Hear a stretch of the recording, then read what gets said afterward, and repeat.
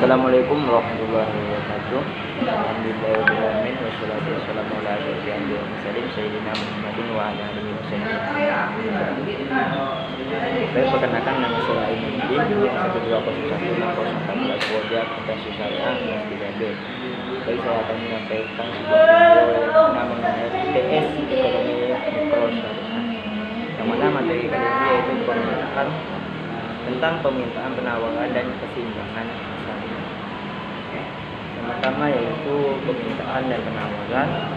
Faktor-faktor yang mempengaruhi pemintaan dan penawaran yaitu harga pasar. Permintaan dan penawaran. Pengertian dari permintaan adalah jumlah barang atau komoditi yang diminta oleh pembeli untuk memenuhi kebutuhan masyarakat sosial dalam suatu pasar. Dan selanjutnya yaitu pengertian penawaran. Penawaran adalah jumlah barang atau komoditi yang akan diproduksi dan ditawarkan untuk dijual dalam rangka memenuhi kebutuhan masyarakat sosial dalam suatu pasar ekonomi. Dan selanjutnya yaitu hukum permintaan dan penawaran. Hukum permintaan adalah makin tinggi harga suatu barang, makin sedikit jumlah barang, dan sebaliknya makin rendah harga suatu barang, makin banyak jumlah barang yang diminta. Yang selanjutnya yaitu hukum penawaran adalah makin tinggi harga suatu barang, maka makin banyak jumlah barang yang dibutuhkan oleh para penjual, dan sebaliknya makin rendah harga suatu barang, maka makin sedikit jumlah barang yang dibutuhkan. Yang selanjutnya yaitu faktor-faktor yang mempengaruhi permintaan dan penawaran. Yang pertama yaitu faktor-faktor yang mempengaruhi permintaan. Yang pertama yaitu perilaku konsumen dan selera konsumen. Selanjutnya yaitu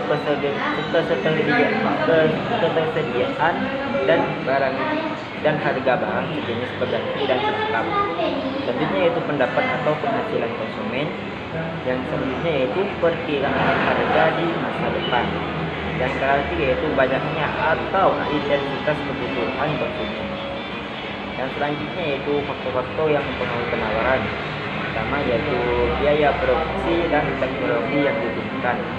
Yang selanjutnya yaitu tujuan perusahaan, yang mana di situ termasuk pajak, ketersediaan dan harga barang pengganti atau pelengkap. Yang selanjutnya yaitu prediksi atau perkiraan harga di masa depan. Yang selanjutnya yaitu harga pasar.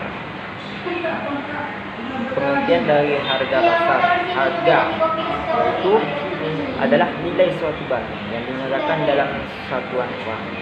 Tidak setiap barang memiliki harga, hanya barang ekonomi sejarah yang memiliki harga, sebab untuk memperolehnya memerlukan pengorbanan. Yang menyebabkan adanya penawaran adalah faktor kelangkaan atau jadi tidak semua barang itu dinyatakan dalam satuan uang.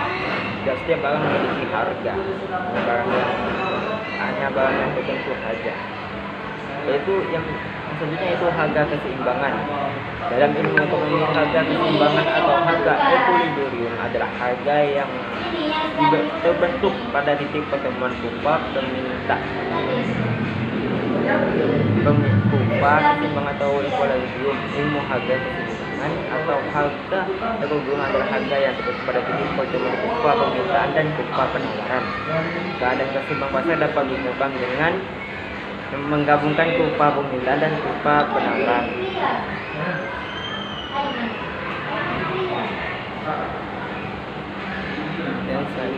Dan kesimpulannya yaitu hukum permintaan dalam ekonomi menyebutkan makin tinggi harga suatu barang, makin sedikit jumlah barang yang diminta, dan sebaliknya makin rendah harga suatu barang, maka makin banyak jumlah barang yang diminta.